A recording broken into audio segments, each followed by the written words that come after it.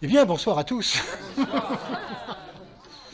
Voici donc notre dernière saison, l'automne, avec le premier signe, la balance. La fois dernière, donc, nous avons évoqué une histoire d'avion en imaginant justement toute la progression des signes depuis le début de l'année, en imaginant que nous avons grimpé, pris de l'altitude avec les trois signes fondamentaux, Capricorne, Verseau, Poisson, jusqu'à ce qu'on atteigne certaines sphères beaucoup plus subtiles qui nous permettaient justement de percevoir les énergies les plus avancées qui soient avec le Bélier, le Taureau et les Gémeaux. Et puis donc à partir de là, pendant l'été, l'avion commençait à redescendre tout doucement dans une volonté de mettre en œuvre ce qui a pu être perçu dans la deuxième phase. Et puis nous imaginions que nous atterrissions avec la Vierge. Et que le symbole de la Vierge était justement ce point de contact entre ce qu'on avait pu vivre d'une manière un peu idéale et puis le retour à la Terre. Là, voilà, on touchait Terre. Ça tombe bien, c'était une énergie de rentrée, et quelquefois, on a souvent cette impression qu'au moment de la rentrée, il y a quelque chose qui se passe un peu en cette combinaison d'énergie subtile, et puis, voilà, une certaine réalité que l'on pourrait appeler toucher Terre. Naturellement, donc, toutes ces énergies vont se continuer avec la dernière saison et avec l'automne. Nous allons donc continuer avec le Verseau, avec la Balance, le Scorpion et le Sagittaire, à mettre en œuvre tout cela. Souvent qu'il y a toujours trois temps, et que chaque fois qu'il y a un temps, donc le premier temps de la saison nous fait travailler sur le plan mental, le deuxième temps de la saison nous fait travailler sur le plan sensible, émotionnel, et le troisième temps sur le plan physique. Donc on va incarner tout cela avec les trois signes, Balance, Scorpion et Sagittaire. Ce qui est intéressant, c'est de voir justement, en passant donc entre l'été et l'automne, un petit coup d'œil sur ces trois signes, parce que vous allez voir, d'un point de vue visuel, c'est assez enseignant. On pourrait dire que nous avons donc eu le signe de la Vierge, et dans la Vierge, nous l'avons donc dessiné comme ceci, avec un M qui représente la personnalité, avec les trois aspects de la personnalité physique, émotionnelle, mentale, et puis la découverte de l'âme en nous, la perception de l'âme en nous, qui n'était pas encore un jambage complètement déployé comme le sont les autres, mais qui était intériorisé. On découvre quelque chose qui est à l'intérieur. Voilà pourquoi on avait une parole clé qui nous disait « Je suis la mère et l'enfant ». Je suis la mère, c'est-à-dire la personnalité qui est là, et en même temps je suis l'enfant, c'est-à-dire cette espèce de perception qu'on pouvait avoir ici avec la sensation de l'âme, la sensation de l'autre. Ce qui est intéressant, c'est que dans la balance, les choses vont changer. Cette, cette différence d'importance entre la Vierge, entre la mère et l'enfant, va s'estomper. Et on va avoir dans la balance autant d'importance d'un côté que de l'autre. On va avoir finalement dans la balance complètement l'importance de la personnalité ici dans un plateau et de l'âme dans l'autre plateau. Ça veut dire que ce qui était simplement un petit aspect dans la Vierge devient d'un seul coup quelque chose de beaucoup plus fondamental et de quelque chose qui va peser pareil dans notre vie que la personnalité. On voit donc bien ce qui va se passer. Et puis dans le Scorpion, on va retrouver le M de la Vierge, on va retrouver cette personnalité, mais cette fois-ci, l'âme devient la flèche du Scorpion. Voilà. C'est-à-dire, c'est l'âme maintenant qui donne la direction. C'est l'âme maintenant qui domine. C'est l'âme qui dit maintenant, voilà, c'est par là. C'est intéressant, oui, dans ces trois signes, parce qu'ils se suivent d'une manière tout à fait passionnante, de voir combien on a la naissance de cette impression de l'âme. C'est quelque chose qui est en nous, mais qui n'est pas encore très important, même si on sait qu'il va falloir vivre les deux. Puis ça prend de l'importance, ça prend tellement d'importance que dans la balance, justement, comme on va le voir, il y a des oscillations, on ne sait pas très bien à quoi se fier, quelle est l'importance, si c'est ceci ou cela. Donc c'est là qu'on va voir un petit peu nos difficultés, nos dualités. Et puis donc cessation de cette dualité avec le Scorpion dans laquelle on dit voilà, maintenant c'est sûr, on se consacre beaucoup plus dans cette notion donc d'âme, c'est par là que l'on va. L'âme prend le pouvoir en Scorpion. Voilà donc ces trois énergies, vous voyez comment ça, on voit très bien la progression de l'un à l'autre, même d'un point de vue purement visuel. Alors, pour initier un petit peu cette énergie de balance, je voudrais vous raconter justement une histoire de rentrée. Imaginons quelqu'un qui vient prendre ses vacances, 3 semaines de vacances, et qui pendant ses vacances a vraiment fait autre chose que ce qu'il faisait d'habitude. Pendant ses vacances, en effet, il a lu, il a réfléchi, il a rencontré des gens, il a rencontré la nature. Bref, il s'est rencontré lui-même. On pourrait dire que pendant ses vacances, il a vraiment vécu quelque chose de la Vierge. C'est comme s'il réalisait que la vie pouvait être autre, qu'il pouvait y avoir d'autres valeurs fondamentales. Il le sentait bien peut-être depuis quelques années, mais là, il a vraiment profité de ces 3 semaines pour vivre plus simplement, pour vivre plus intérieurement, pour vivre plus vraiment en lui-même d'autres choses, d'autres valeurs auxquelles il n'accordait pas suffisamment de temps ou d'écoute auparavant. Et donc d'un seul coup, il se rend compte qu'effectivement, on peut vivre tout à fait autrement, différemment, qu'on peut vivre plus simplement, qu'on peut vivre vraiment d'autres valeurs. Et puis il est rentré. Et puis il est rentré de vacances. Et comme il est rentré de vacances, aussitôt il a repris le boulot. Et en plein boulot, là, il a vraiment beaucoup de choses à faire. Et là, il reprend son rythme habituel. Et c'est un rythme intense, parce que c'est quelqu'un qui a des responsabilités, c'est quelqu'un qui bosse, c'est quelqu'un qui a donc pas beaucoup de temps en dehors de son boulot. Et donc il est repris par ça, il est repris par tous les systèmes dont il s'était parfaitement passé auparavant.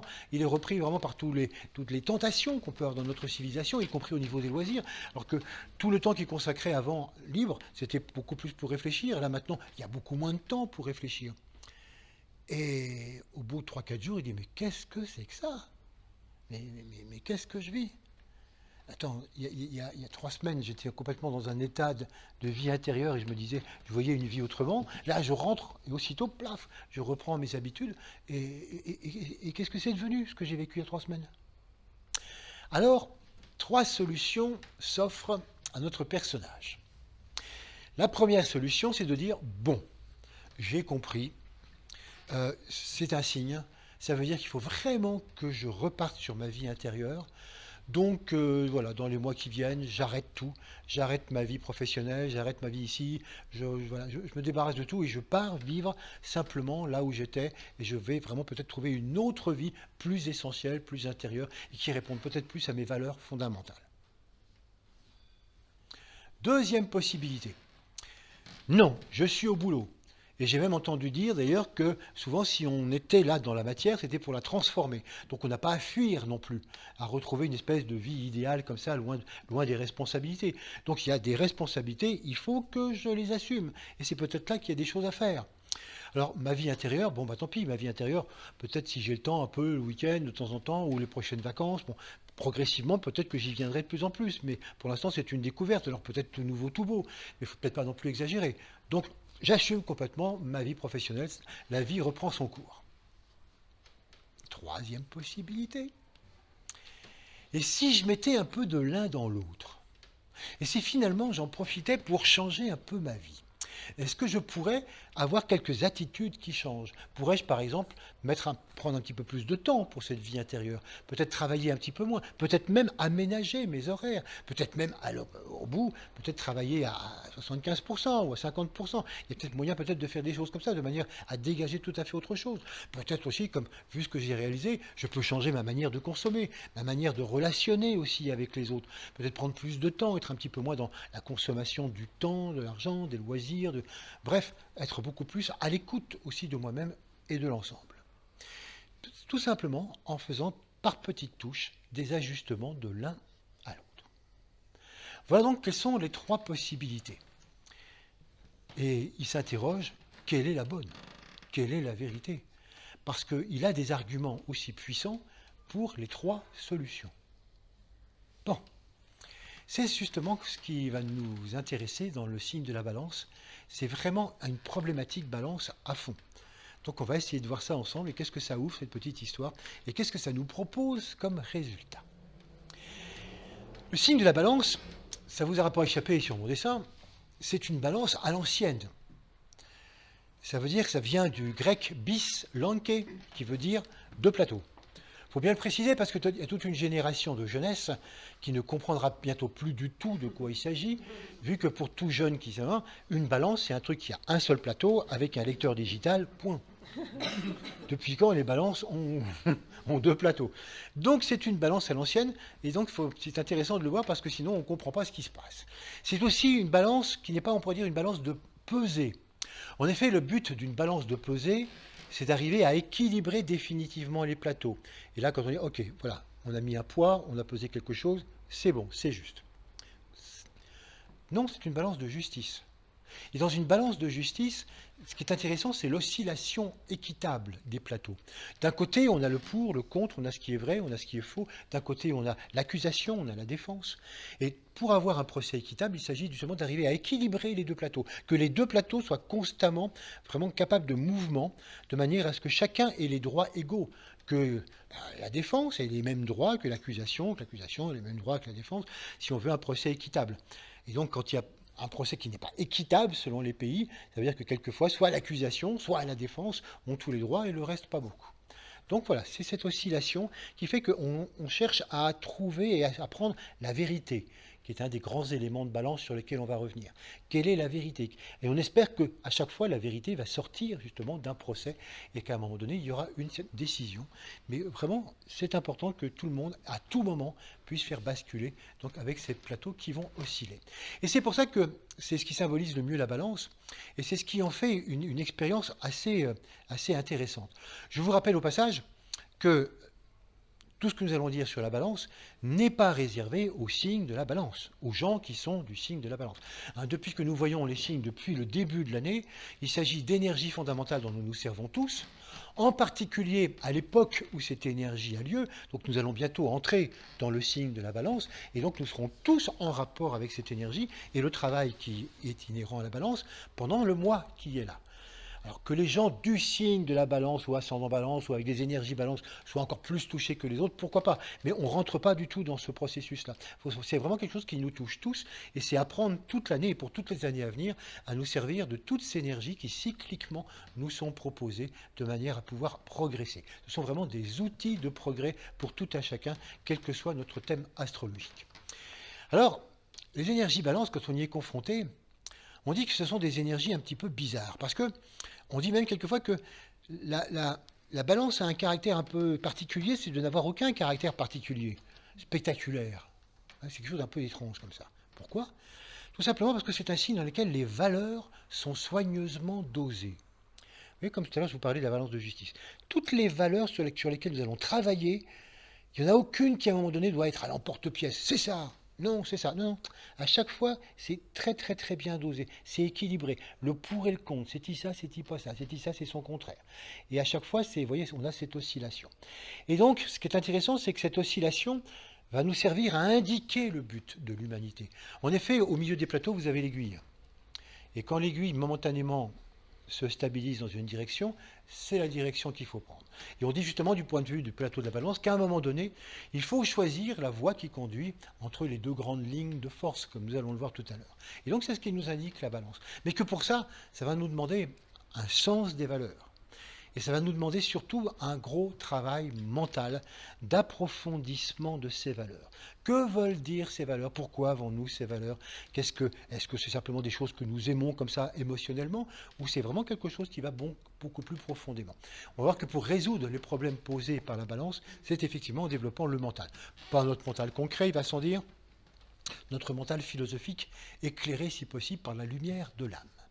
Voilà donc le projet de cette énergie balance. Et donc c'est pour ça que souvent les gens qui travaillent cette énergie balance, on pourrait dire que d'une certaine manière, peut-être que nous la travaillons en ce moment, c'est d'avoir de bizarres oscillations dans sa propre vie. C'est de sentir à un moment donné, et c'est souvent ce qu'on peut sentir déjà dans les aspects vierges, que je cherche simplement, moi, à être des valeurs humaines. Je cherche simplement à être véritablement humain. Point, pas plus. Et pourtant que il y a quelque chose d'autre, comme s'il y avait un plateau en moi qui me proposait d'autres valeurs. Les valeurs de l'âme, les valeurs de l'autre, les valeurs de la globalité. N'en reste pas aux valeurs personnelles. Élargis-toi aux valeurs globales. Bon, je résiste. Non, non, ce qui m'intéresse, c'est moi, c'est ma vie, c'est mon... Voilà. Et puis progressivement, c'est tellement insistant que je dis, bon, d'accord, je m'y intéresse. Et donc, je m'intéresse de plus en plus aux valeurs de l'âme. Soit. Et alors, à ce moment-là, comme a fait exprès, c'est comme si, depuis que j'ai vraiment mis l'accent sur les valeurs de l'âme, l'autre plateau est là, il dit « Et moi, occupe-toi de moi ». Alors, il faudrait savoir, l'âme ou moi. Et là, voilà, le débat est posé. Vous voyez, c'est quelque chose d'assez étrange. C'est que la balance est quelque chose qui, tant que nous n'avons pas trouvé la solution, va sans arrêt s'arranger pour que les plateaux se rappellent à notre bon souvenir. Si on choisit tel ou tel plateau d'une manière un petit peu rapide, l'autre va se rappeler un autre bon souvenir. Et ça, tu n'en tiens pas assez compte. Bon, d'accord, ce plateau-là, et l'autre. Et ça, tu l'as oublié un petit peu vite. Voilà. Donc, vous voyez, quelquefois, ça peut donner l'impression dans notre vie d'une espèce de contradiction dont on ne sait pas comment s'en sortir. On cherche vraiment à s'engager dans une direction et c'est comme si l'autre nous rappelait en arrière. On cherche à s'intéresser à cette autre direction et c'est comme si la première nous rappelait vers l'avant. Voilà, c'est pour ça que c'est une énergie un peu épuisante, une énergie un petit peu curieuse, et dont on peut trouver quelquefois d'ailleurs une application dans l'humanité actuelle. Vous voyez, quand on regarde dans certains pays, quand on regarde certaines actualités, on peut s'empêcher de dire, selon les moments, dire « Oh, ça c'est intéressant ce qui se passe en ce moment dans le monde, on sent que ça avance ». À peine vous avez dit ça, vous ouvrez les infos et vous dites non mais c'est pas possible, non mais c'est pas possible, non mais on sent que ça recule, non mais ça régresse complètement. Et puis vous dites bon ben voilà, je crois que ça régresse. À peine avez-vous dit ça, ah non mais quand même par contre ça avance. Donc vous voyez, on sent bien que cette énergie balance, elle est actuellement en action dans notre monde. Et on sent bien ces paires d'opposés qui quelquefois nous donnent plein d'espoir et par moments nous désespèrent complètement. Donc comment vivre cela? Comment et à quoi ça sert cette énergie balance? Et c'est ce que nous allons essayer de voir. Vous voyez que l'énergie vierge, c'est vraiment l'énergie dans laquelle nous découvrons ce monde de l'âme. On découvre qu'on n'est pas seul, on découvre donc une dualité. Mais c'est vrai que c'est une dualité qui ne nous dérange pas encore beaucoup. Hein. L'âme, on la sent présente, mais ce n'est pas encore quelque chose qui intervient beaucoup dans notre vie. Là, dans la balance, voilà, la dualité devient beaucoup plus importante. Et la balance nous demande un choix et un engagement. En effet, la balance nous dit sans arrêt, fais ton choix. Tu as tout ton temps, soupèse les valeurs. Comprends ce que représente chacune de ces valeurs. Mais à la fin, fais ton choix. Quel choix? Oh, c'est un choix très simple. Ou tu continues d'évoluer, ou tu évolues. Ou tu continues de privilégier le monde de la forme, le monde du personnel, le monde de l'individu, ou bien tu vas vraiment du point de vue vers l'âme. Mais c'est plus simplement quelque chose qui est, je le sens, j'y vais un petit coup, j'y vais pas, c'est un engagement. La balance est donc vraiment un processus où on a le temps de sous-peser. C'est comme si c'était un petit peu, vous voyez, un intermède entre deux énergies très fortes, entre une énergie qui justement nous amène à découvrir quelque chose, mais qui est aussi très très matérielle. On l'a vu la fois dernière comment la Vierge, avec l'importance de la personnalité, peut être extraordinairement matérialiste, et puis quelque chose d'autre qui nous amènera à une autre dimension. Mais on peut très bien dire, bah non, je ne me sens pas prêt en balance. Je retourne du côté de la Vierge et du côté matériel, avec un petit supplément d'âme, mais quand même surtout le côté matériel. Il n'y a pas de problème, il n'y a pas de faute. On n'est pas prêt. La balance nous sera reproposée un peu plus tard, peut-être quand on sera un peu plus près, et un jour, forcément, un jour ou l'autre, on ira de l'autre côté. Oui, c'est ça intéressant de voir que ça fait partie justement de l'histoire de l'évolution de l'être humain. C'est donc un passage intéressant, et on a le temps justement dans cette signe-là de bien sous-peser le monde des valeurs qui sont les nôtres. Ça, c'est vraiment un mois consacré à cela qu'on vous propose donc à partir de bientôt. Alors, comment ça marche? C'est là où on va rentrer un petit peu dans les détails et comprendre pourquoi il y a cette histoire de plateau. Tout simplement parce que l'énergie de la balance, elle est sous-tendue par une énergie très importante qu'on appelle l'énergie du rayon 3. Le rayon 3, c'est l'énergie de l'intelligence créatrice. C'est le troisième rayon fondamental après la volonté, l'amour, l'intelligence créatrice. On en reparlera aussi tout à l'heure. C'est vraiment un rayon très important parce que c'est le rayon qui met en marche toute l'histoire du plan. On dit quelquefois que le Big Bang, c'est lui. Le créateur de l'univers, c'est lui. La création de l'univers tel que nous le connaissons, y compris à notre petit niveau, c'est ce rayon 3. Parce que c'est celui qui va allier l'intelligence avec un I majuscule et la création. Intelligence créatrice. C'est lui qui va mettre en œuvre et qui va me faire se rencontrer la conscience, l'âme et la forme. Et qui va dire, ben voilà, ces deux-là sont faits pour créer un monde et pour se développer. L'âme doit s'incarner et se développer à travers la forme. Et tout ceci va être développé ensuite par les rayons 4, 5, 6 et 7 jusqu'en bas. Donc c'est le rayon 3 qui organise tout cela. Et donc ce rayon 3 d'intelligence créatrice, il est très intéressant parce que justement, c'est le grand metteur en scène de notre propre vie ou de la vie de l'humanité. Et il pose tout de suite des questions concernant justement l'intelligence. Qu'est-ce qu'il est intelligent de choisir dans la balance? Qu'est-ce qu'il est intelligent de choisir comme valeur? Qu'est-ce que je choisis comme vie? Est-ce que vraiment je continue ma vie de personnalité avec un petit peu d'âme, ou au contraire, je choisis vraiment l'âme sans personnalité, ou je choisis un petit peu des deux? Vous voyez, je reprends les trois possibilités de l'histoire dont je vous ai parlé tout à l'heure. Qu'est-ce qui est intelligent de choisir dans ces trois aspects-là? Quelle valeur tu prends? Quelle est la vérité? Et souvent, on va se rendre compte que nous-mêmes, sans arrêt, on est confrontés à cela. Souvent, dans notre vie, on a effectivement les valeurs de l'âme d'un côté qui nous parlent de loi, on y reviendra, qui nous parlent de qualités fondamentales, l'amour, justement, l'intelligence. Et puis on a d'autre côté, sur l'autre plateau de la balance, on a notre quotidien, on a la personnalité qui nous parle de lois personnelles qui n'ont rien à voir avec les grandes. Et sans arrêt, on se pose des questions. Mais alors, qu'est-ce qui est vrai? Qu'est-ce qui est faux? Qu'est-ce qui est juste? Qu'est-ce qui est injuste? Où est l'erreur? Où est la vérité? Est-ce que c'est ça l'amour? Est-ce que c'est pas ça l'amour? Est-ce que je suis pas en train de me raconter des histoires complètement en délire? Ou... Non, c'est bien ça la réalité. Bref, vous connaissez certainement ce genre de choses parce que c'est la balance qui nous pose sans arrêt, vous voyez, sans nous fiche la paix tranquillement. Et bien tout le temps, ce genre de choses. Et à travers tout ça, elle nous dit, cherche la vérité. Cherche la vérité. Je ne sais pas si vous vous êtes déjà posé la question, mais pourquoi donc, nous qui sommes ici là pour ça ce soir, pourquoi avons-nous cette foutue manie de vouloir chercher la vérité? C'est vrai ça. On le fait comme si c'était évident. Bah oui, on cherche la vérité. On est tous en quête de vérité. Pourquoi? Pourquoi faire? Et qu'est-ce qui nous pousse à avoir cherché la vérité? C'est loin d'être une majorité d'humains qui cherchent la vérité. En réalité, ceux qui cherchent la vérité, ce sont tous ceux qui sont reliés à l'âme, tous ceux qui sont passés par la Vierge, tous ceux qui ont cette naissance de l'âme en eux, qu'ils l'appellent comme ça ou qu'ils l'appellent complètement différemment, qu'ils en soient conscients ou totalement inconscients, ce sont des gens qui se mettent en quête de vérité. Que cette vérité soit scientifique, qu'elle soit philosophique, qu'elle soit sociologique, qu'elle soit psychologique, qu'elle soit ésotérique, qu'elle soit dans la religion, dans tous les domaines de la sociale, chaque fois que quelqu'un est chercheur de vérité, c'est l'âme qui le pousse en lui, qu'il s'en rende compte ou pas. Et vous allez me dire, et les autres? Ceux qui ne sont pas encore dans cette quête, qui ne sont pas passés par la Vierge, ceux qui sont encore dans le lion inférieur tel que nous l'avons vu justement il y a quelques mois. Ah mais eux, ils ne cherchent pas du tout la vérité, ils l'ont. Qu'est-ce que vous voulez qu'ils cherchent la vérité? Quand on est en conscience individuelle, et vous posez à quelqu'un comme ça, alors, tu es en quête de vérité? Pardon? Ah non, mais moi j'ai la vérité. Alors, je ne prétends pas forcément que c'est la vérité, mais c'est la mienne. Moi, j'ai un certain nombre de vérités, et je dirige ma vie par rapport à ces vérités. Ce sont des vérités démontrables, ce sont des vérités utiles, ce sont des vérités qui me rapportent, ce sont des vérités qui sont vraiment pratiques, des vérités qui organisent mon quotidien. Et puis, ça me suffit. Et puis c'est tout. Et je ne vais pas chercher d'autres choses. Voilà, j'ai mon cadre de vérité, je suis pour, je le partage, et puis si éventuellement je peux en faire profiter les autres, pourquoi pas, mais vraiment, voilà, je ne suis pas en quête de vérité, ma vérité.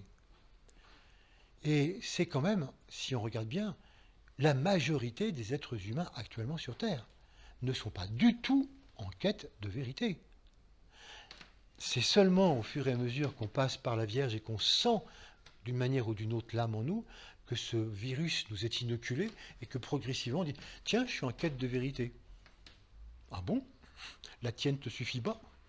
Ben non, justement. Et là, les plateaux de la balance vont commencer à se mettre en route. C'est là qu'on va commencer justement à voir qu'est-ce qui se passe. Qu'est-ce que c'est que cette fameuse quête de vérité? Cette quête de vérité, c'est ce qui va apparaître justement dans l'histoire que je viens de vous raconter. Là, on est quelqu'un qui a le choix entre trois éléments et qui doit chercher quelle est la bonne solution. Alors, si on reprend les trois éléments, on a effectivement trois bonnes raisons. On a quelqu'un qui dit, voilà, j'ai découvert la vie intérieure, c'est ce que tu appelles la Vierge. Donc je crois que j'ai découvert quelque chose comme ça. Et pour moi, je sens que ça a pris tellement d'importance, c'est certainement que j'avais fait déjà cette démarche inconsciemment avant, là ça a tellement pris d'importance que c'est vraiment sur l'un des plateaux. Et je me dis que finalement c'est peut-être un signe, et que ce qu'il y a à faire, c'est abandonner ma vie qui était peut-être faite de fausses valeurs, de valeurs matérielles, de valeurs d'efficacité, et puis de lâcher ça pour partir ailleurs. Mais D'un autre côté, je me dis qu'effectivement, on a des responsabilités à assumer. Et qu'on ne peut pas lâcher ça non plus complètement. Et on n'est plus du temps des mystiques. Le temps maintenant, ce n'est plus tellement de dire j'abandonne tout, puis je vais vivre dans une grotte un petit peu ce que je vivais intérieurement. Non, ça ne tient pas. Maintenant, je crois que c'est vraiment, on a des responsabilités. Si on veut faire évoluer la société, c'est dans notre boulot, c'est là où on est. Donc, voilà, je suis là. Mais troisième voie, je ne suis peut-être pas obligé de la faire un peu bêtement. Et je me disais qu'avec des ajustements, il y aurait peut-être moyen finalement de mettre l'un dans l'autre et de créer cette fameuse troisième voie. De créer cette voie du milieu. C'est que finalement, c'est peut-être pas les deux plateaux de la balance, mais cette troisième voie qui dirait, je vais chercher à mettre un petit peu d'âme, justement, dans mon quotidien.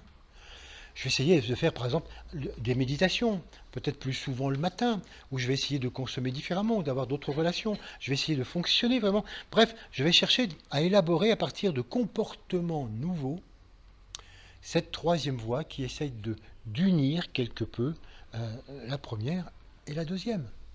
Voilà, je crois que c'est ça qui pourrait être intéressant et qui serait la bonne solution. Alors je vous pose la question, qu'est-ce que vous en pensez ? Solution 1, solution 2 ou solution 3 ?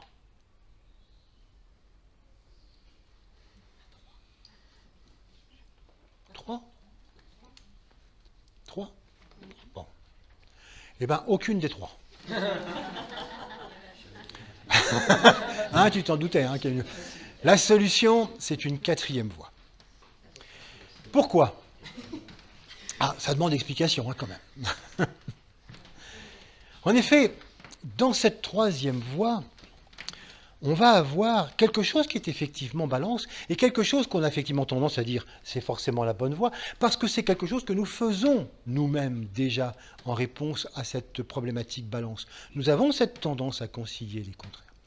Mais ça, c'est un problème de personnalité. C'est la personnalité qui va s'arranger avec ça. Là, on va avoir affaire à la planète exotérique, c'est-à-dire la planète inférieure de la balance, Vénus. En effet, Vénus, la planète de l'union, va chercher à unir ce qui est désuni, va chercher à réunir les plateaux de la balance. On ne peut pas rester comme ça dans une dualité. Donc Vénus va dire, il faut trouver quelque chose. Donc on va trouver une voie du milieu. C'est ça qui est plus intéressant. Et c'est vrai qu'on ne peut pas vivre en dehors de la dualité. On ne peut pas évoquer le noir s'il n'y a pas le blanc. On ne peut pas évoquer la lumière s'il n'y a pas l'obscurité. Donc forcément. Donc qu'est-ce qu'il peut y avoir entre le blanc et le noir ? Un gris qui tiendrait compte un peu 50-50 de cela. Et vous commencez à voir pourquoi c'est peut-être pas ce qu'il y a de mieux. Et en effet, le processus de la balance, si je le décris maintenant, je redescends d'un cran, complètement du point de vue de la personnalité. Donc là, vous voyez, je ne suis plus dans la Vierge, je suis dans les processus de la balance tels que nous avons à les gérer souvent au niveau de la personnalité. C'est-à-dire une dualité, toujours de plateau, mais juste entre certains aspects de moi et certains aspects d'autres aspects de moi. Entre moi et les autres, dans la relation. Et bien là, on va trouver quelque chose qui effectivement ressemble bigrement à la troisième voie. Par exemple, quand on vit ce processus vénusien, donc du point de vue de la balance, quand on vit ces énergies balance, on est complètement dans la conciliation de tout avec tout le monde. Il est insupportable d'être en bagarre avec qui que ce soit. Donc si vous avez quelqu'un qui vit ses énergies balance à fond, eh bien il peut discuter vraiment politique avec tout le monde, y compris des gens qui sont complètement du bord opposé de lui. Il peut discuter avec toutes les personnes, il peut être ami avec tout le monde. Et vous lui dites, mais comment tu peux avoir des discussions et être copain avec des gens qui sont du bord politique complètement opposé à toi? Ah mais c'est très simple, on ne parle jamais politique. On va parler de musique, on va parler de sport, on va parler de ça, mais on n'aborde jamais les sujets qui fâchent. Mais, et ton copain qui est sportif, là, qui est footballeur, tu supportes pas le football, toi? Ah mais on parle jamais de football avec lui. Avec lui, on parle simplement de nature, parce qu'il aime aussi bien la nature. Et vous découvrez que cette personne a plein de copains, a plein d'amis. Simplement, elle réussit à avoir des gens qui sont extraordinairement contrastés. Quand vous entrez dans une réunion, dans une fête d'anniversaire de quelqu'un qui travaille la balance, vous êtes époustouflé de voir des gens aussi différents. Et vous dites, mais c'est pas possible. Comment c'est possible ça? Parce que vraiment, les gens sont complètement variés. Et vous dites, mais comment tu peux être aussi bien ami avec tous ces gens-là qui sont si disparates et si opposés? À tel point qu'eux-mêmes, dans la fête, ils se regardent un peu en chien de faïence. Et la personne vous dit, mais c'est l'idéal. Si tout le monde était comme nous en balance, mais tout le monde s'entendrait bien. Il suffit simplement de relationner avec la petite partie qui est possible de trouver avec la personne. Et la personne est persuadée que c'est effectivement l'idéal, sans s'apercevoir une seconde qu'en faisant cela, elle n'est vraie avec personne. Elle n'est entière avec personne, même pas avec elle-même. C'est juste des petits bouts d'elle-même qui relationnent avec des petits bouts des autres. Et donc c'est une fausse vraie relation, c'est une fausse relation juste. C'est une relation qui est fondamentalement injuste, mais qui a l'air comme ça parce qu'on a tout concilié. Vous voyez, dans cette balance, on cherche systématiquement à concilier dans cette fausse voie du milieu, qui est la voie dans laquelle tout est possible. Ce sont ces mêmes personnes qui vont réussir à vous dire et vous expliquer qu'ils font une démarche de méditation et une démarche vraiment d'impersonnalité vers l'âme. Et qu'en même temps, ils font aussi d'autres week-ends de démarches de développement personnel. Vous dites, attends, comment c'est possible? D'un côté, tu fais une démarche de développement personnel et de l'autre, du développement impersonnel. Et là, il vous lâche cette phrase qui tue, mais qui est typiquement balance, c'est complémentaire. Non, ça n'est pas complémentaire. C'est totalement contradictoire. On fait l'un ou l'autre, ou l'un après l'autre, mais pas les deux en même temps. Mais ça, c'est balance. Je vous donne ces deux exemples parce qu'on les rencontre bien souvent. C'est que finalement, dans la balance, on a l'impression que les polarités peuvent absolument être complètement développées ensemble et que c'est ça, finalement, une troisième voie. La voie entre les deux grandes lignes de force, mais c'est ça. Vraiment, il suffit simplement d'être un petit peu de ceci, un petit peu de cela, et c'est complémentaire. Mes relations avec les gens, c'est complémentaire. Je suis là-dedans et là-dedans en même temps, je suis engagé dans telle voie et dans telle voie, mais c'est complètement incohérent, c'est complémentaire. Voilà ce que représente cette fausse troisième voie avec Vénus, donc la planète exotérique. Ça, il faut donc s'en méfier parce que ça, nous savons le faire. Et nous savons le faire justement du point de vue du rapport âme-personnalité. C'est là que je voulais en venir. Ça veut dire que quand nous est posé le véritable problème balance entre les valeurs de l'âme et la valeur de la personnalité, nous avons tendance à répondre, comme nous l'avons fait pour l'histoire, l'idéal, c'est la troisième voie, c'est d'arriver à saupoudrer quelque peu le monde de mon quotidien avec les valeurs de l'âme, sans se rendre compte qu'en faisant ça, je rends finalement un petit peu des choses conciliables, je fais une espèce de mix, mais à partir du bas, à partir d'attitudes, à partir d'arrangements, à partir de choses que j'arrange du point de vue des horaires, du point de vue de mes intérêts. Mais je ne change rien fondamentalement. Je ne dis rien résolu fondamentalement de l'opposition. Mais j'ai l'impression, parce que j'ai fait mon petit mélange, j'ai fait mon arrangement, j'ai fait tout mon système de conciliation. Et donc, apparemment, ça semble marcher. Il va donc falloir aborder cette fameuse quatrième voie. Ah, qu'est-ce que c'est que cette quatrième voie? Pour bien la comprendre, il faut repartir justement sur l'histoire du rayon 3 et sur la création du monde, pour voir comment les choses sont créées de haut en bas, pour bien comprendre que rien ne peut jamais être fait finalement, d'être créé de bas en haut. Ce que fait ma balance dans cette fausse ligne du milieu. Je vous dessine donc un triangle. Voilà. Dans ce triangle, on peut imaginer donc que c'est toute l'histoire de la création, à partir d'un point qu'on pourrait situer ici. Et donc à partir de ce point, tout en haut du triangle, ça peut être une partie du plan, ça peut être une qualité fondamentale, comme l'amour, comme l'intelligence, ça peut être un rayon, ça peut être donc une idée, un principe. C'est vraiment quelque chose de tout à fait créateur, fondamental et totalement abstrait. Bon, ça existe complètement comme ça. Maintenant, le but, comme vous savez, puisque le but sur Terre, c'est l'union de l'esprit et de la matière, le but, c'est d'arriver à spiritualiser la matière, encore faut-il donc que ce principe abstrait descende jusqu'en bas. Et naturellement, ça va se faire, si je me place encore une fois du point de vue humain, ça va se faire selon des états de conscience. Nous, humains, nous existons, au bas mot, sur 7 états de conscience fondamentaux, depuis les plus abstraits, jusqu'à des états de conscience qui vont donc de plus en plus vers le concret, jusqu'au plan physique dense qu'on situerait ici à la base du triangle. Et donc ces principes, pour qu'ils nous atteignent, il va falloir qu'ils descendent. Parce que nous, au début, en tant qu'humanité, nous sommes vraiment situés ici, sur le bas du triangle, matière, pris dans notre forme. Et naturellement, tout le principe de l'histoire de l'évolution sur Terre, c'est qu'il n'y a pas de baguette magique. C'est pas en affirmant très fort ce principe abstrait que, bloup, il se matérialise aussitôt. Sinon, il y a belle lurette qu'il n'y aurait pas de problème. On serait tous amour, on serait tous le plan, on serait tous esprit, s'il s'agissait tout simplement d'affirmer très fort la note et qu'elle descende. Non, elle va descendre progressivement de plan en plan. Et à chaque fois, naturellement, en rencontrant une certaine résistance, en rencontrant une certaine dualité, puisqu'on est dans la dualité esprit-matière, et donc elle va se subdiviser en deux. Il va toujours y avoir une dualité. Donc ce qui est pure unité là-haut va devenir très rapidement quelque chose qui va se subdiviser. Donc on pourrait imaginer que déjà, premier point, ici, ce point ici, se développe en deux points. Voilà. Première division en deux. Et puis, chacun de ces points se divise à son tour en deux.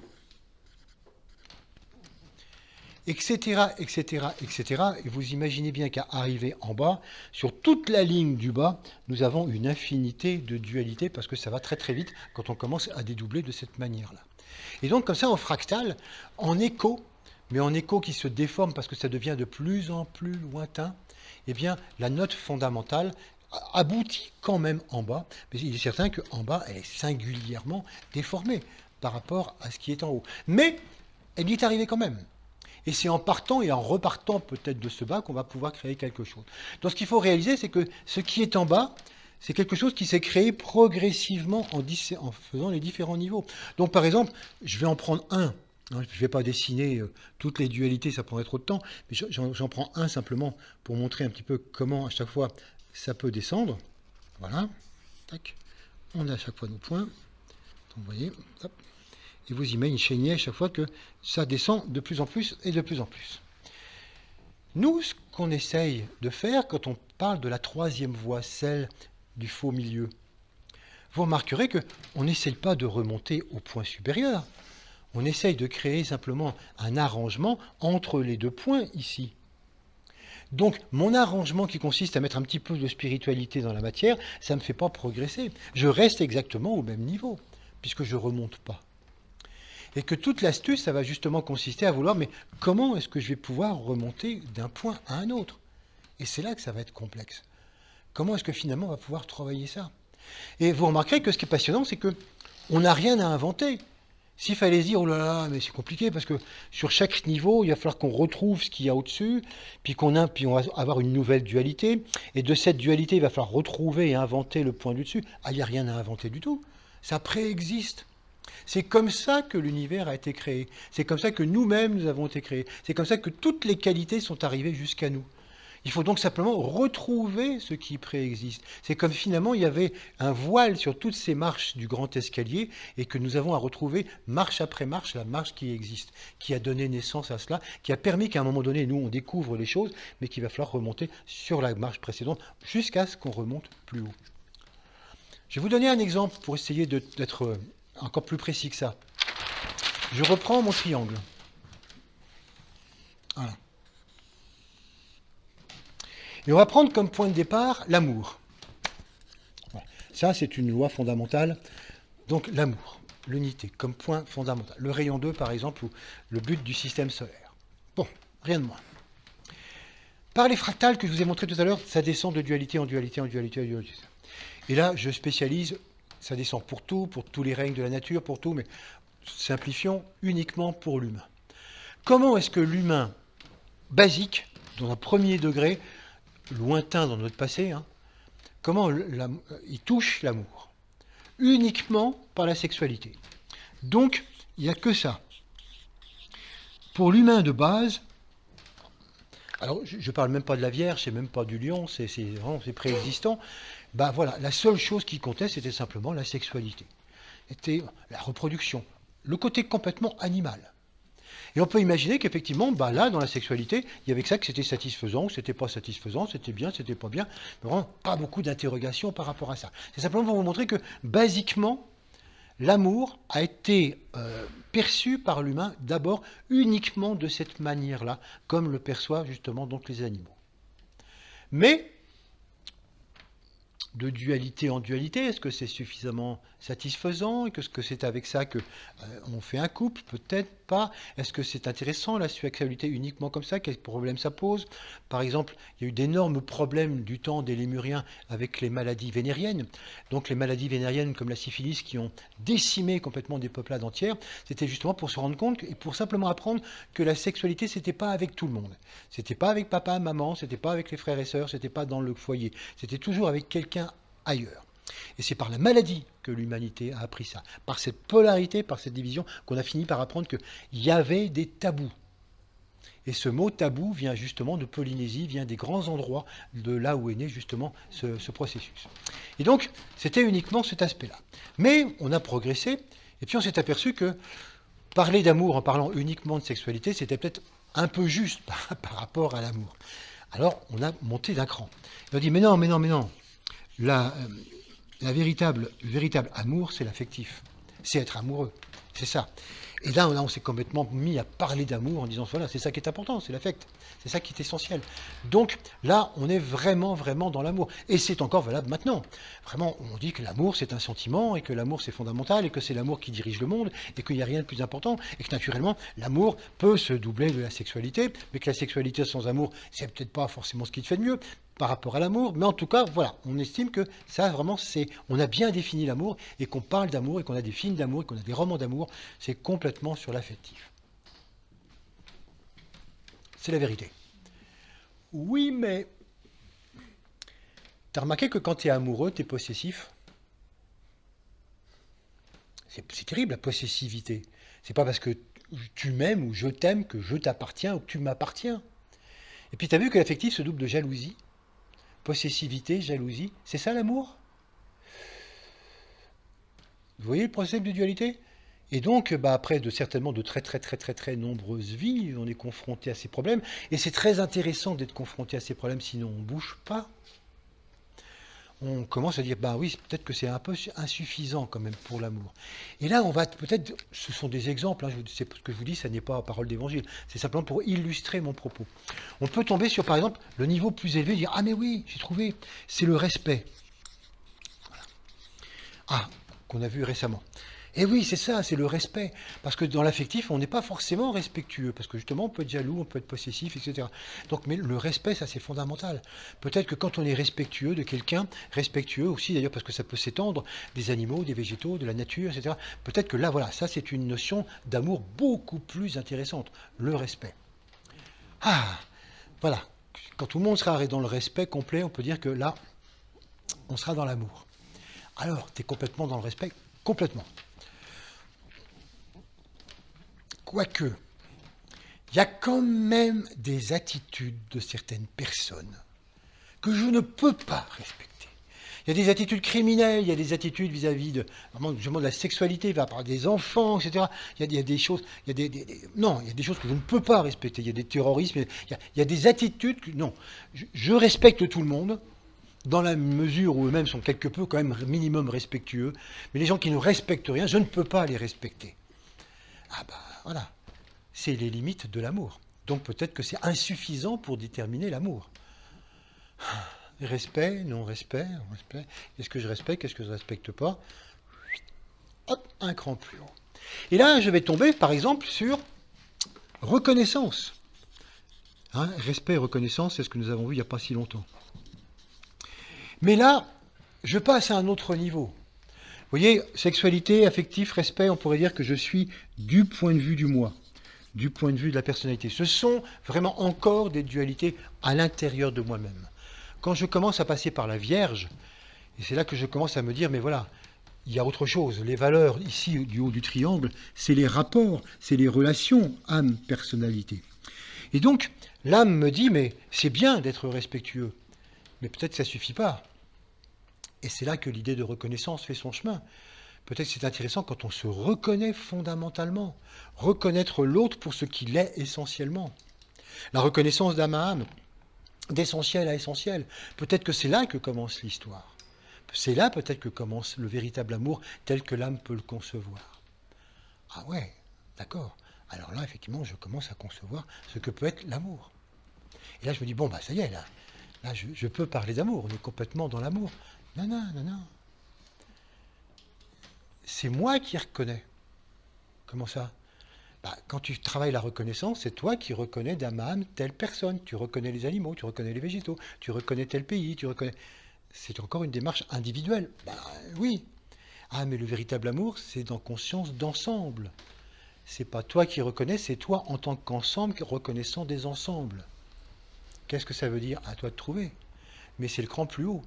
Mais cette reconnaissance, entre une reconnaissance personnelle et une reconnaissance plus globale, se pose. La dualité se pose. Les plateaux sont là. Et je vais peut-être trouver justement, voilà, une conscience de groupe, une conscience globale. Et là, je commence à me dire, bon, voilà, là, vraiment, je suis complètement dans l'amour. Voilà, je sens que je peux parler maintenant de l'amour vécu du point de vue de l'âme, c'est comme ça. Oui, mais tu reconnais combien de personnes? Tu inclus combien de personnes dans cette conscience de groupe? Tout le monde, l'univers tout entier, ça c'est des mots. Tu reconnais véritablement un nombre limité de personnes. Tu es capable d'embrasser dans ta conscience un nombre limité de personnes, d'animaux, de végétaux, de minéraux. Tu es incapable d'embrasser d'un seul coup et de considérer en unité fondamentale tout ce qui vit sur la planète Terre. En intelligence, oui, tu comprends qu'il faut le faire et que l'amour c'est ça. Mais on n'est pas capable de le vivre. Donc ta conscience d'ensemble, elle est encore limitée. Il faut encore remonter plus haut. Vers quoi? Par exemple, l'unité. Mais vous voyez, là, je remonte dans des choses très très théoriques, très très abstraites, et puis après l'amour, mais qui veulent dire quoi pour nous? Pas grand-chose. Intellectuellement, on pourrait certainement faire une théorie par rapport à tout ça, mais qu'est-ce qu'on en vit, qu'est-ce qu'on est capable d'en ressentir, qu'est-ce qu'on est capable de travailler? On ne sait pas. Et pourtant, on sait très bien qu'effectivement, entre la notion que peut avoir le Bouddha ou le Christ sur l'amour, n'a certainement rien à voir avec celle que nous, au meilleur de nous-mêmes, on peut imaginer quand on parle d'amour. Ça n'a strictement rien à voir. Et c'est là où on s'aperçoit que les mots ne sont pas la réalité. Et ça, on l'oublie. Les mots ne sont pas la réalité. Quand je parle d'amour, je parle de la certaine représentation de l'amour que j'ai en moi et que je suis capable de vivre. Regardez comme finalement c'est intéressant de voir que ces 7 personnages, 7 niveaux de conscience du plus bas au plus haut, pourraient tous dire « je sais ce que c'est que l'amour ». Je vis l'amour. On ne pourrait pas dire le contraire. Chacun à son niveau de conscience vit l'amour. Mais ça n'aurait rien à voir. On pourrait même imaginer que les 4 ou 5 premiers pourraient dire « je vis l'amour » et c'est pas simple, et ça pose problème. Et qu'on pourrait dire, oui, nous aussi, tout pareil, on est tous dans le même bateau. Pas du tout, on n'est pas du tout tous dans le même bateau. On vit ça des états complètement différents. Mais les mots nous trompent. Et donc on pourrait croire qu'on parle tous d'amour, on parle tous de la même chose, alors que pas du tout. Et souvent, combien il y a de quiproquos parce qu'on croit qu'on parle d'amour, on parle de la même chose, ou qu'on parle de n'importe quelle autre valeur, parce qu'on peut décliner toutes les valeurs fondamentales, comme je viens de vous le faire ici selon mon exemple. Toutes les lois fondamentales peuvent être déclinées, on y reviendra tout à l'heure. Et puis on a l'impression que du coup, parce qu'on utilise les mêmes mots, on utilise les mêmes choses, et qu'on se comprend, et qu'on vit les mêmes choses. Alors pas du tout, ça n'a rien à voir. Donc souvent on confond le mot et ce qu'il y a derrière le mot. On va y revenir. Je vous montrer ça tout simplement pour mieux comprendre ce qui est la 4e voie. J'en reviens donc à ce schéma. La 4e voie, c'est d'arriver à bien comprendre les 2 aspects qui sont ici à un certain niveau. Les 2 plateaux de la balance. De manière à arriver à trouver qu'est-ce qui préexiste. Quel est le point qui a donné finalement naissance à un cran plus bas à ces 2 plateaux de la balance? Et comment je peux remonter sur ce qui préexiste et qui a donné cette dualité? Comment je peux changer de cadre pour pouvoir faire ça? Eh bien, ce n'est pas si simple. Et c'est là que ça va demander le mental. Je vous donne un autre exemple. Je considère dans ma vie qu'il y a un certain nombre de choses qui sont justes et d'autres qui sont injustes. Ou qui sont vrais, ou qui sont faux. Chacun peut prendre un petit peu une dualité qui est propre. Mettons juste et injuste. Je vais devoir découvrir, pour cette 4e voie, non pas les mots juste et injuste, puisque je viens de vous montrer que les mots ne sont pas les faits, mais qu'est-ce que j'entends, moi, par juste et injuste? En sachant que des personnes qui se trouvent là ou là ou là, entre juste et injuste, n'entendent pas du tout la même chose de moi qui se situe sur le niveau le plus bas. Donc qu'est-ce que j'entends, moi, par juste et injuste? Et il faut vraiment le travailler. C'est presque un travail philosophique, un travail d'intériorisation. Moi, ce que je trouve juste, eh bien, c'est telles actions, c'est telle attitude, c'est telle chose comme ça. Et je trouve profondément injuste, eh bien, c'est telle chose. Voilà, c'est ça. Pourquoi? Pourquoi est-ce que tu trouves ça juste et ça, pourquoi tu trouves ça injuste? Il va falloir analyser, il va falloir approfondir ce qu'il y a et ce que l'on met derrière chaque mot et ce que l'on vit derrière chaque mot, parce que ce n'est pas qu'un travail intellectuel, c'est un travail de mental qui traduit ce qu'on vit, les choses fondamentales. Il faut vraiment qu'on développe bien ça.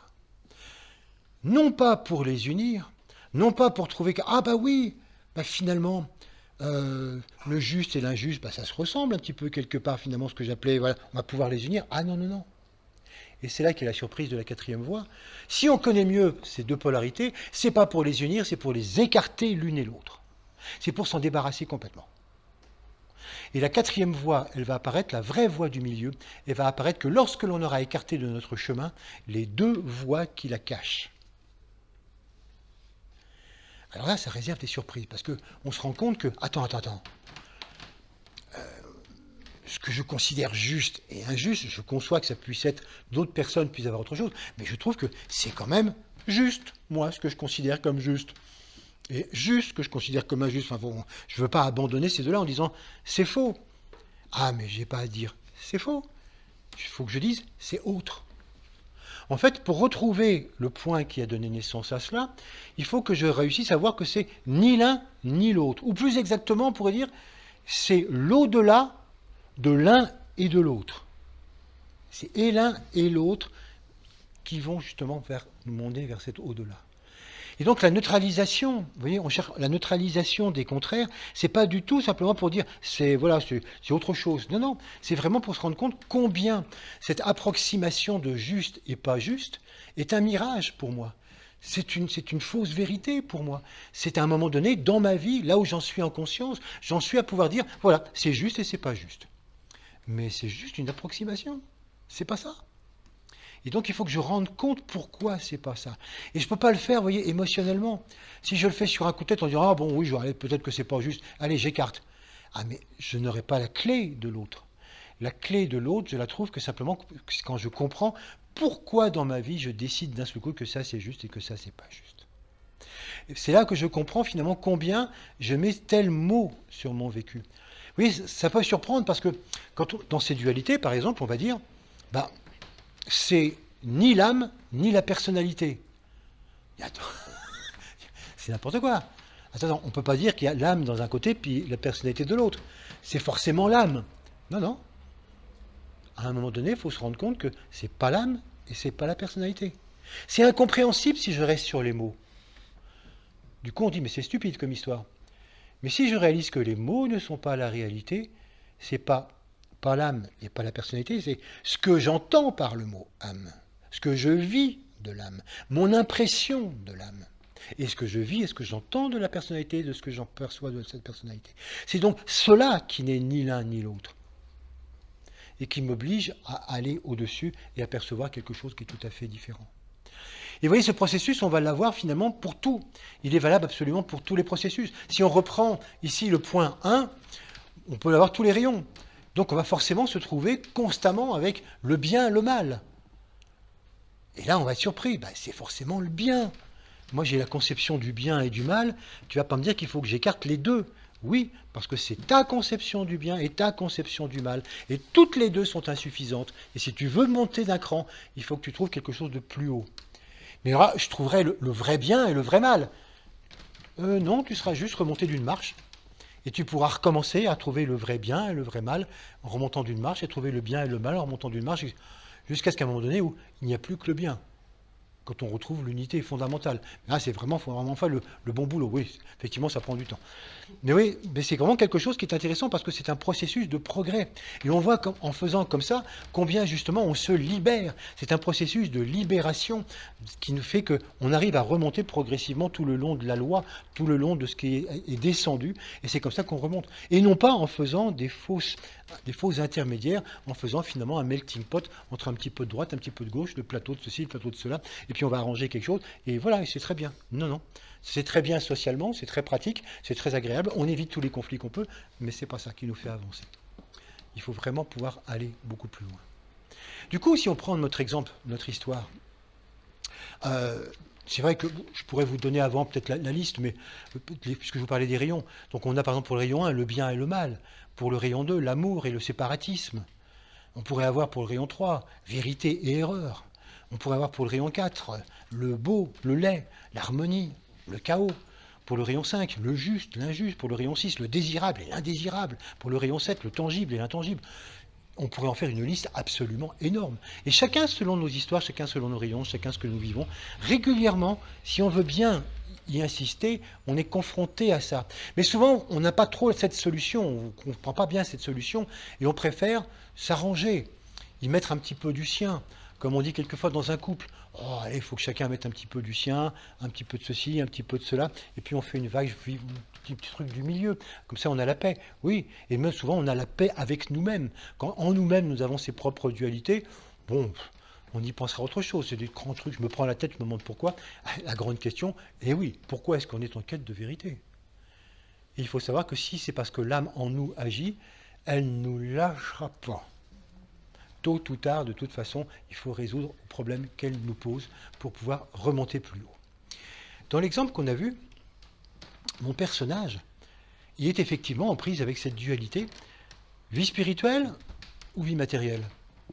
Je lâche tout pour vivre vraiment complètement le monde de l'âme, mystique, ou au contraire, je continue complètement dans le monde de la forme.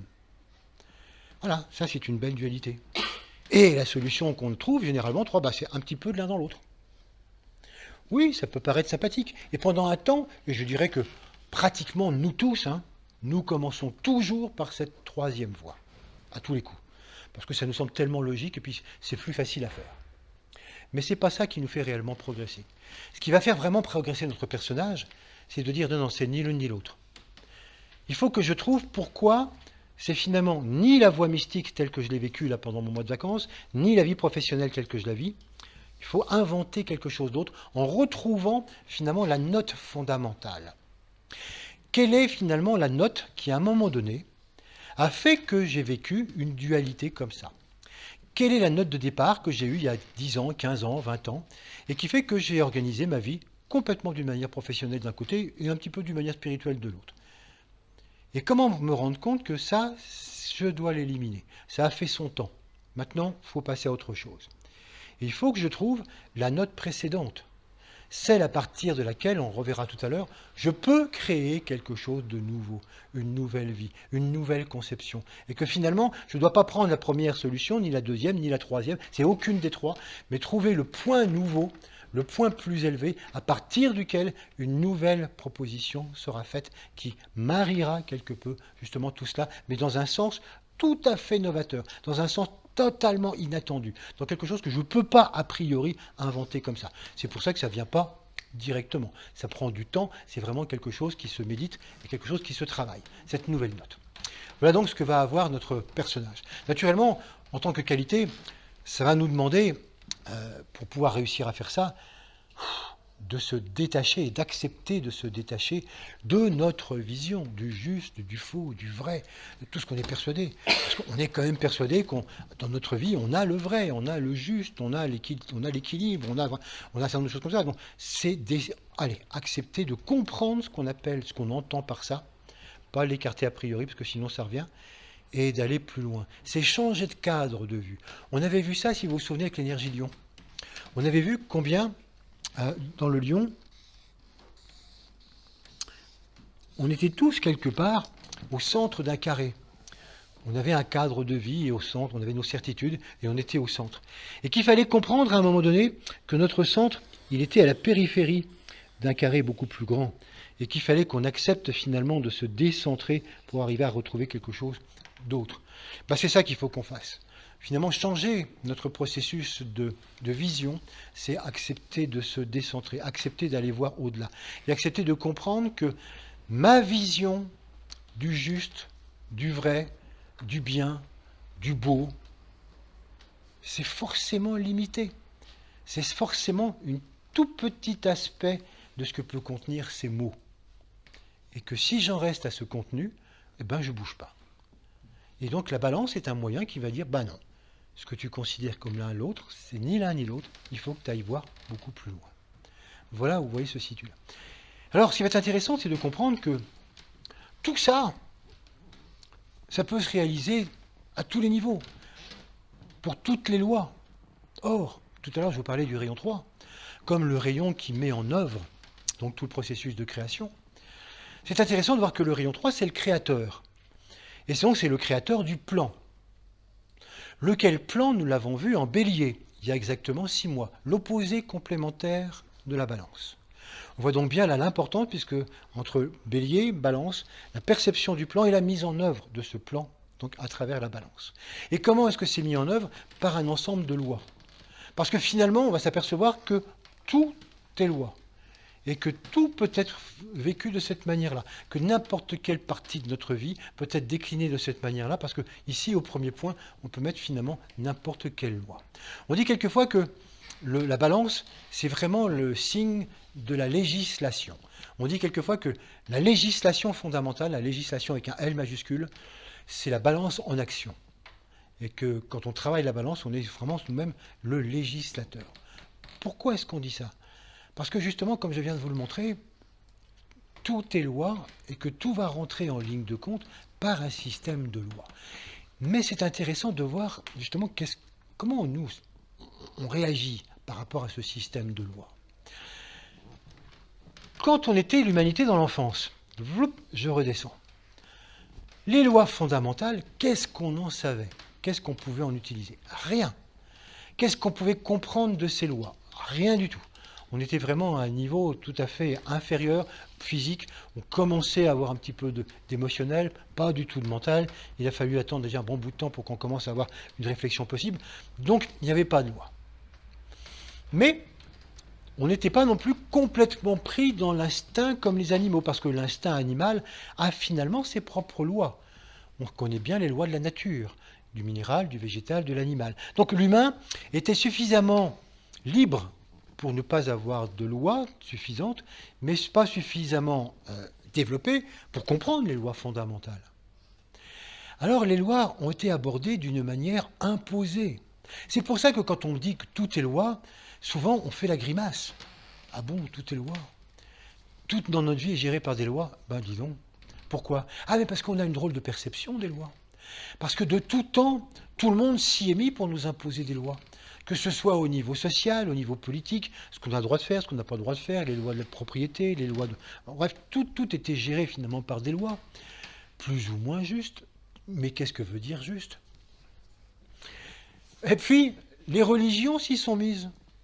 Là aussi, Moïse, déjà en son temps, les 10 commandements. Et donc, la plupart du temps, les lois, c'était les religions, c'est qu'est-ce qu'il faut faire et qu'est-ce qu'il ne faut pas faire. Et la plupart du temps, vous voyez, au lieu d'enseigner quelque chose qui allait de plus en plus vers une éducation, vers les lois fondamentales, on nous a inculqué un certain nombre de lois qui étaient autant de limitations à notre liberté d'action. Ça tombe bien, au début, on n'avait pas tellement envie d'être libre, et donc on est montré complètement dans le cadre des lois. Et pour nous, depuis très longtemps, eh bien, les lois, c'est tout simplement un ensemble de choses qui interdisent, qui obligent, sous peine de pénalité, de fautes, de graves, etc. Et donc, c'est quelque chose qui est pesant rapidement. Et c'est vrai que même dans le monde actuellement, c'est encore présent. Que dans l'humanité dans son enfance, parce que l'humanité était dans son enfance quand elle n'avait pas de mental, il est fallu des lois garde-fous, il est fallu des obligations, il est fallu que des gens un petit peu plus éclairés interdisent un certain nombre de choses. C'était très bien, c'est ce qu'on fait nous-mêmes avec les enfants. On met des lois, on met des interdits, on met des obligations, jusqu'à temps qu'ils puissent comprendre. Mais qu'on continue maintenant, la plupart du temps où l'humanité commence à être nettement en état adulte, ça c'est beaucoup plus embêtant. Et on voit qu'on continue toujours dans les lois répressives. On continue. Regardez, la religion a réussi finalement quelquefois, dans certains de ses aspects, à se faire détester parce que c'était perçu par certaines personnes uniquement comme un ensemble de lois. Tu feras ça, tu feras pas ça. Et pourtant, le Christ est venu il y a 2000 ans en disant « Je balance toutes les lois que vous avez reçues. Je les remplace par une, aimez-vous les uns les autres comme je vous ai aimés. » Ah oui, mais ça, on ne l'a pas entendu, hein. Bon, on a souvent discuté, je ne vais pas en parler là. Ça, cette loi d'ouverture, on n'en a pas parlé. Et on a gardé d'autant plus les lois, ce qui est interdit, ce qu'on peut faire, ce qu'on ne peut pas faire, et toutes les obligations. Et c'est devenu ça. Et regardez comme bien souvent, l'écologie a réussi à ne pas se faire aimer en agissant de la même manière. Vous ne ferez pas ça, ça c'est interdit, il faut interdire ceci, il faut interdire cela, obligation de faire ceci, obligation de faire cela. Si bien que d'un seul coup, l'écologie, ça sort par les yeux de tout le monde, parce que c'est un espèce de code obligatoire sous peine de... Mais ça ne va pas du tout. Nous sommes une humanité adulte, il serait peut-être temps qu'on voit les choses autrement, qu'on s'éduque à un autre processus de loi. Les lois, ce n'est pas simplement ces lois pour enfants, telles qu'on a pu les subir, et telles qu'elles étaient encore une fois nécessaires, mais maintenant on peut imaginer autre chose. Et puis la société s'y met. Alors avant, on était tu ne tueras point, tu ne voleras point, d'accord, bon ben ça il y a longtemps qu'on le fait. Maintenant c'est tu ne fumeras pas, tu ne boiras pas excessivement. Enfin, puis on sent qu'on peut s'en rajouter comme ça, comme si on n'était pas suffisamment adulte pour dire attends, qu'est-ce qu'on va faire? Si bien qu'à un moment donné, quand on passe en conscience individuelle, quand on passe en conscience lion, il y a une révolte par rapport à tout ce processus de loi. Parce que justement, le rayon 3 d'intelligence créatrice nous titille. Et en tant que nous-mêmes, on commence à se dire, mais finalement, qu'est-ce qui est intelligent de faire? Mais comme je suis centré personnellement, c'est qu'est-ce qu'il est intelligent de faire pour moi? Et d'un seul coup, je réalise que je me dis que je ne vais obéir qu'aux lois qui me paraissent intelligentes. Toutes les lois stupides, je n'ai aucune raison d'y obéir, et je me ferai au contraire un plaisir de désobéir. Parce que alors vraiment qu'on interdise ceci, qu'on interdise cela, que ça soit pas permis, qu'on soit réprimé parce qu'on fait ceci ou qu'on fait cela, ou que vraiment sur cette route complètement dégagée, il y ait ceci ou il y ait telle interdiction et qu'on puisse pas aller plus vite que ça, c'est tellement stupide que non, je refuse d'obéir à ce genre de loi. On devient son propre législateur. On évalue les choses, les plateaux. Et voilà, et on va se trouver nos propres arrangements. Et alors les impôts, l'argent, ah ben c'est normal de payer des impôts. Bon, pas complètement non plus. Donc, si on peut cacher un petit peu d'argent, ben, c'est peut-être aussi bien, on peut arriver. Non, mais c'est pas légal. Ouais, la loi, tu sais, elle est stupide aussi. Donc, on voit très bien comment on a tous un petit peu des arrangements comme ça dans les lois par rapport à ça. Alors, je parle de l'argent, on pourrait parler des relations aux autres, on pourrait parler de plein de choses et on va le refaire à la fin. On s'arrange avec nous-mêmes. On se fait notre propre loi. Et vous savez que c'est de là qu'est né le mot privilège. Étymologiquement, privilège, ça veut dire loi privée. Et que chacun, on s'octroie un certain nombre de privilèges. Donc de lois privées qui viennent au-delà, justement, des lois. C'est pour ça qu'on dit quelquefois que les plus riches ou les plus nantis sont au-dessus des lois. Et qu'ils ne se font pas attraper, ou que voilà, ils font ce qu'ils veulent. Et oui, à un moment donné, dans cette conscience individuelle, on fait ce qu'on veut. Parce que les lois pour l'ensemble, c'est bien pour la masse, c'est bien pour les petits. Les gens, ils ne savent pas se guider. Mais moi qui suis débrouillard, je peux vraiment me passer de la loi et avoir ma propre loi. On se rend compte, bien évidemment, qu'on va à la catastrophe. C'est la conscience individuelle. Heureusement, il y a la conscience vierge qui arrive. Et là, on commence à voir, attends. Oui, tu joues un petit peu la débrouille, comme ça, mais par rapport à l'ensemble, qu'est-ce qu'il en est? Que tu sois capable de tricher, que tu sois capable de ne pas respecter ceci, etc., par cela, mais par rapport au groupe, par rapport à la globalité. Est-ce que tous tes petits arrangements, ça t'arrange toi? Mais qu'est-ce qu'il en est par rapport à l'ensemble? Ah. Et c'est là qu'on commence à sentir véritablement cette histoire de balance. Alors, qu'est-ce qu'on va en faire justement par rapport à ce système de loi? Et c'est là qu'on perçoit que faut rechercher d'autres lois. Ce système d'interdits, d'obligations, de lois propres, c'est trop limité. Alors heureusement, la Vierge et la Balance, avec l'âme qui arrive là, nous mettent en évidence avec des lois fondamentales. Ces lois fondamentales, on en a tous entendu parler par la science. La science, qui est en quête de vérité, c'est pour ça que tous les grands scientifiques sont toujours en rapport avec l'âme, eh bien, en quête de vérité, cherche la vérité matérielle, les lois fondamentales de la vie, l'organisation de la vie. Et ils sont en plus dans une quête unitaire, puisqu'ils sont absolument persuadés de l'unité de ces lois. C'est très fort, même si vous dire à quel point ils sont mus par l'âme, quand vous vous rendez compte que toutes les lois fondamentales du macrocosme répondent à la relativité générale, toutes les lois fondamentales de l'infiniment petit répondent à la physique quantique. On pourrait dire, bah c'est vachement bien. Non. dans leur quête de vérité, les scientifiques ne sont pas contents parce que les lois de la relativité générale sont incompatibles avec celles de la physique quantique. Donc il y a deux systèmes comme ça, encore deux plateaux de la balance. Donc ils disent c'est faux. C'est ni l'un ni l'autre. Il va falloir trouver autre chose. C'est vous dire que dans leur pratique fondamentale, il y a aussi ce système de la balance et ils vont trouver. Et donc dans ces lois, est-ce qu'on a l'impression, nous qui entendons parler peut-être de près ou de loin de ces lois scientifiques, est-ce qu'on a l'impression que ce sont des lois qui brident nos libertés? Non, bien évidemment non. Ils peuvent bien trouver toutes les lois scientifiques qu'ils veulent, ça ne bride pas notre liberté. Le fait qu'ils aient trouvé l'explication de la loi de la gravitation ne bride pas ma liberté. J'avais remarqué depuis longtemps que je ne pouvais pas sauter du 10e étage. Il y a la loi de la gravité qui fait que ça comporte effectivement une certaine pénalité. Je peux essayer, hein. Il n'y a personne qui me l'interdit. Donc c'est vrai que pendant les 9 premiers étages, tout va bien. Donc là, je ne me plains pas. C'est à partir du 10e que effectivement les choses se gâtent. Et pourquoi? Pas tout simplement parce que je suis hors la loi de gravitation. Et c'est là où on se dit, ah bah tu vois, hors la loi. Encore une fois une pénalité, encore une fois une pénalité. Non, non. C'est un hors la loi qui se punit lui-même. C'est que je connais les lois, et c'est vrai que si je ne fonctionne pas selon ces lois, ça va faire exactement la même chose. Mais ces lois sont véritablement libératrices. Parce que regardez comme ça nous rassure, nous, d'une certaine manière, de découvrir que les scientifiques découvrent que toutes ces lois sont unitaires, même si c'est déjà simplement que deux aspects, qu'il y a une explication à tout. Combien ça nous montre qu'il n'y a pas de hasard et qu'on n'est pas dans un monde de chaos. Donc ça nous libère, philosophiquement. Et regardez comme ça nous libère aussi du point de vue de la personnalité. Parce que toutes ces grandes découvertes aboutissent à des développements technologiques qui nous sont bien utiles dans notre quotidien, qui libèrent donc l'homme de tâches ingrates et puis qui nous permettent de relationner ou de travailler complètement de manière différente. Et encore, on n'a rien vu, puisqu'on est vraiment à l'aube du système scientifique. On pourrait dire que les scientifiques sont nés avec le siècle dernier, en masse. Voilà pourquoi, dans un siècle, on ne peut même pas dire ce qu'il pourrait y avoir. Certains écrits ésotériques nous donnent une petite idée. Les scientifiques vont découvrir, par exemple, les lois de la gravitation. Et comment vaincre la gravitation. Ce qui fait que tous les déplacements se feront en suspension. Plus rien sur les routes. On va découvrir les lois de la couleur. Et donc tous les modes de chauffage se feront par le mode de la couleur. On va découvrir les lois du son. Et donc là aussi, par les lois du son, on obtiendra des effets sur la matière qu'on n'imagine même pas. On découvrira naturellement l'énergie libre.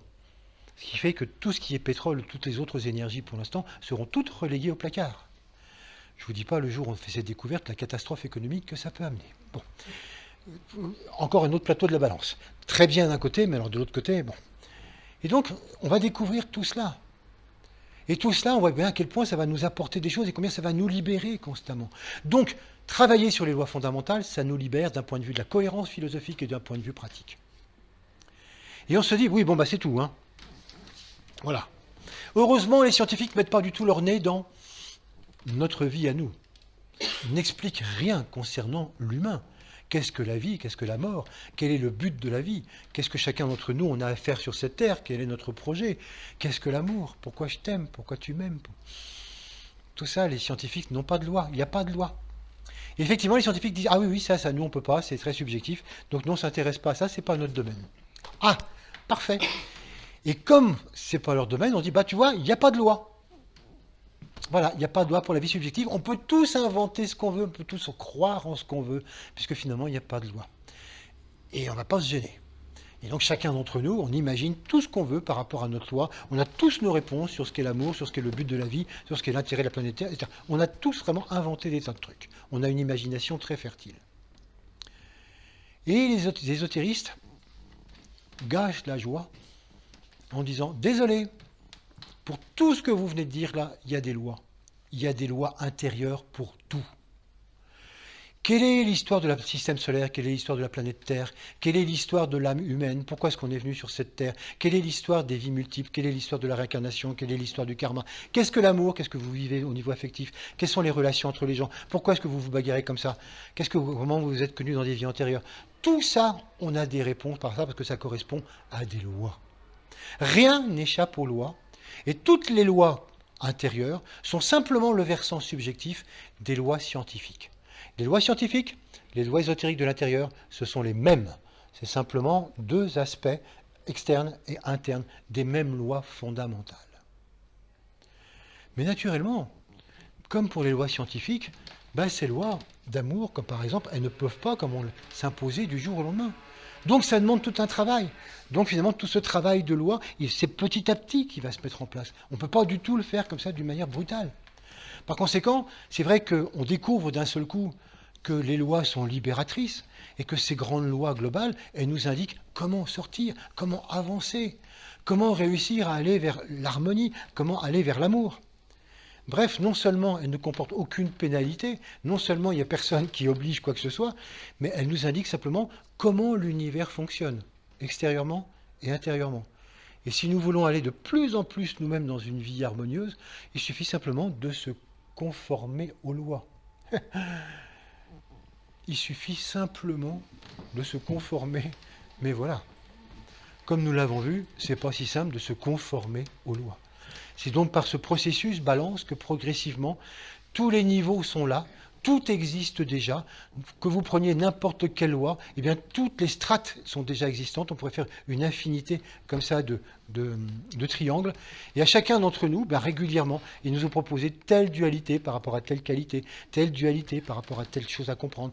Et donc régulièrement, on travaille plusieurs lois en même temps dans notre vie.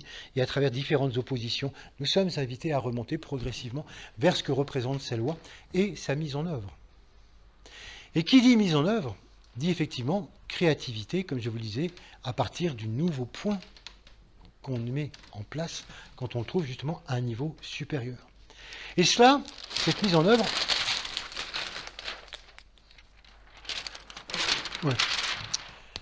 ce n'est plus du tout la planète Vénus, la planète donc inférieure de la balance, c'est la planète Uranus. La planète Uranus, qui est la planète du rayon 7, le rayon de magie blanche, le rayon de l'ordonnancement, et qui travaille tellement avec le rayon 3 parce que c'est le rayon qui amène le plan jusqu'au niveau physique. Donc on voit bien comment à travers un schéma comme ceci, on a le rayon 3 qui lance le point de départ, la combinaison entre le monde de l'âme et le monde de la forme, et à travers le rayon 7, tout ceci va descendre jusqu'en bas. Et donc systématiquement, chaque fois que nous allons remonter sur un point de dualité en dualité, l'invitation ce sera de dire « et maintenant t'en fais quoi ?» Et maintenant, comment tu le matérialises? La balance, c'est quand même un signe d'automne qui nous demande de chaque fois qu'on comprend quelque chose de nouveau, qu'est-ce qu'on en fait? Uranus, c'est vraiment quelque chose qui cherche à amener une cohérence dans la matière entre ce que nous vivons intérieurement et ce que nous devons vivre extérieurement. Si on comprend quelque chose, alors que cela soit dans notre vie. Si on a découvert un nouveau point, alors que ce point rayonne et invente quelque chose de nous et que ça descende tous les étages sur le plan mental, sur le plan émotionnel, jusqu'au plan éthérique, jusqu'au plan physique dense. C'est vraiment une planète d'affichage du résultat. Voilà pourquoi, vous voyez, on pourrait dire que dans la balance, on a deux points fondamentaux. On a une ligne du juste milieu. La parole clé de la balance, c'est « je choisis la voie qui conduit entre les deux grandes lignes de force », la quatrième, qui a éliminé les deux, par la troisième. Et puis à partir de ce point nouveau, comment à partir de là, un rayonnement nouveau est possible? Comment une nouvelle conception est possible? Comme je vous le disais tout à l'heure, si je change complètement ma vision de ce qui est juste et injuste, mais forcément, ça va illuminer toute ma vie. Ce n'est pas simplement des petits ajustements d'attitude extérieure, c'est que ça illumine toute ma pensée, toute ma façon de voir les gens, donc toutes mes relations. C'est tout ça qui va être bouleversé. Donc forcément, ça change tout. Voilà pourquoi on dit quelquefois que dans la balance, il y a trois secteurs qui sont particulièrement touchés dans la créativité et qui sont les trois secteurs finalement qui représentent toute notre société, toute notre civilisation. On dit que c'est le secteur de la justice, le secteur des lois, on en a bien parlé, le secteur de la sexualité, entendez par là la loi fondamentale des polarités, puisque ce qu'on appelle la loi d'amour, la loi des polarités, c'est-à-dire que tout est polarité plus moins, yin-yang, et c'est pour ça qu'on a le bien, le mal, etc. Et donc c'est ce qu'on appelle aussi la loi du sexe. Et puis enfin, la loi sur le plan éthérique, sur le plan qu'on appelle la loi de la libre circulation de l'énergie, et qui correspond à l'argent. Donc, la justice, les lois, la sexualité, l'argent, ce sont les trois problèmes fondamentaux de notre société. Et vous remarquerez que quand on fait le bilan de ce qui passe à la télévision, au cinéma, dans les livres et un peu partout, tout est occupé par ces trois domaines. Le domaine des lois, par toutes les séries policières, le domaine de la sexualité et des relations humaines, l'amour affectif, et le domaine de l'argent. On voit que tout est en rapport avec ça. Et pourtant, c'est là qu'on voit que nous, en tant que balance, c'est intéressant que si on travaille sur une polarité ou l'autre, qu'est-ce que ça peut avoir comme retombée? Qu'est-ce que ça peut avoir retombé dans ma façon justement de concevoir, de respecter ou pas certaines lois? Qu'est-ce que ça fait si je m'aperçois que finalement, en allant un peu plus loin, en remontant un peu plus loin, je suis même en avance sur les lois humaines. Je suis au-delà des lois obligations. Et que les lois fondamentales, les lois d'amour, elles sont complètement au-delà. Et que si je me situe là, forcément, ça va se situer dans le respect des lois telles qu'elles existent. Je ne suis plus dans mon privilège, ma loi privée. Qu'est-ce que ça va changer dans ma façon de relationner? Voilà, la relation aux autres. Donc on appelle la sexualité, la relation à l'autre, la relation dans mon couple, la relation à la femme, la relation aux autres en général. Et on a vu que cette année, avec tous les problèmes donc de juste ou fausse relation homme-femme, on a été vraiment alerté avec le mouvement MeToo, balance ton porc, toute affaire Weinstein, etc. Comment est-ce qu'à partir de la sexualité, comment est-ce qu'on comprend le juste rapport homme-femme? Il y a de quoi faire. Ce qui nous semble juste, ce qui nous semble faux. Il y a de quoi réinventer quelque chose d'autre. Ou bien le problème des polarités entre nous, tranquillement, et les migrants. Moi et les autres. On a forcément été interpellés par rapport à ça. Avec peut-être l'âme qui nous dit d'un côté, mais c'est important quand même, il faut accueillir, on ne peut pas laisser ces gens-là comme ça, on a suffisamment les moyens, on peut accueillir tout le monde. Et la personne qui dit, non, on ne peut pas accueillir tout le monde, il ne faut pas exagérer, un petit peu quand même. Si, mais quand même, c'est l'accueil, oui, mais puis nous, et puis on va pas... Voilà, si je sors de cette dualité, si je sors de ça pour m'en dire de toute façon, c'est ni l'un ni l'autre, c'est quoi l'autre position? Mais c'est vraiment intéressant d'arriver à voir que, aussi bien dans ce domaine des lois qu'on respecte, ou comment on imagine les lois, celles qui doivent être au niveau de l'humanité, de l'écologie, etc., quand on imagine justement nos relations aux autres, on s'aperçoit que la balance réécrit complètement nos justes relations. C'est un signe de juste ou injuste relation. Relation mentale, comment est-ce qu'on conçoit la société, l'organisation légale de la société, nos relations aux autres, à l'autre directement, et puis avec l'argent, tout simplement la relation à l'énergie. Parce que vous savez que l'argent, c'est la concrétisation du corps éthérique de l'humanité.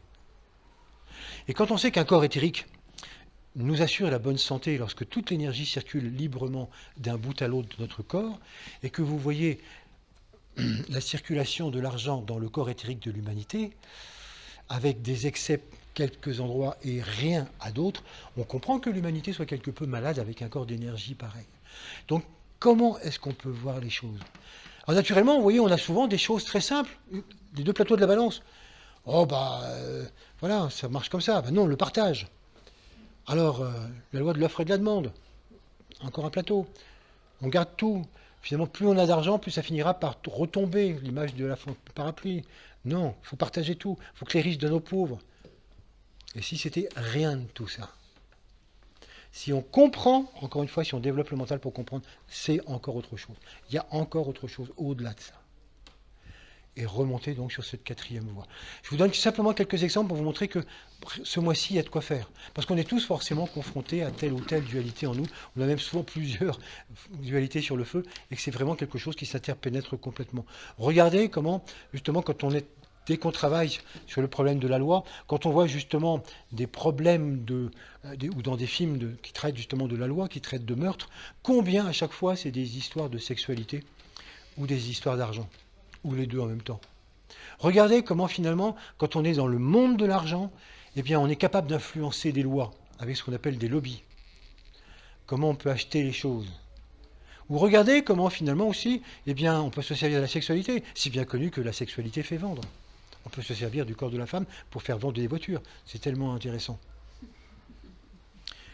Donc vous voyez, tout ça, ça s'interpénètre complètement. Ce sont trois éléments, parce que ce sont trois éléments qui nous font réfléchir sur qu'est-ce que c'est que les justes relations mentales, loi, émotionnelles, sexe et physique, argent.